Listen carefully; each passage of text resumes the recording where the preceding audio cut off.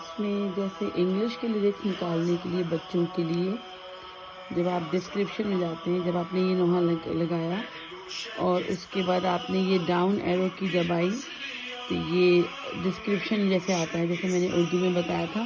اس کے بعد یہاں یہ مور لکھا ہوا ہے چھوٹا سا، اگر آپ کو میں کلوز اپ دکھاؤں تو یہ ایک مور لکھا. آپ جب مور کو دبائیں گے تو اس کے بعد یہ اسکرول ڈاؤن کرنے کے بعد اس کی پوری ڈسکرپشن کہ کس نے پڑھا ہے، کب پڑھا ہے، کون رائٹر ہے، کون پوئٹ ہے، یہ سب کے ساتھ یہ انگلش کے لیرکس آ جائیں گے پورے. تو یہ سب ان بچوں کے لیے جن کو انگلش میں لیرکس چاہیے ہوں، فوری طور پہ کہیں پڑھنا ہو یا اس کو لکھنا ہو کہ صحیح ورڈس کیا ہیں، اس کے لیے میں نے یہ ریکارڈنگ آپ کو میں شیئر کر رہی ہوں. السلام علیکم ورحمۃ اللہ وبرکاتہ.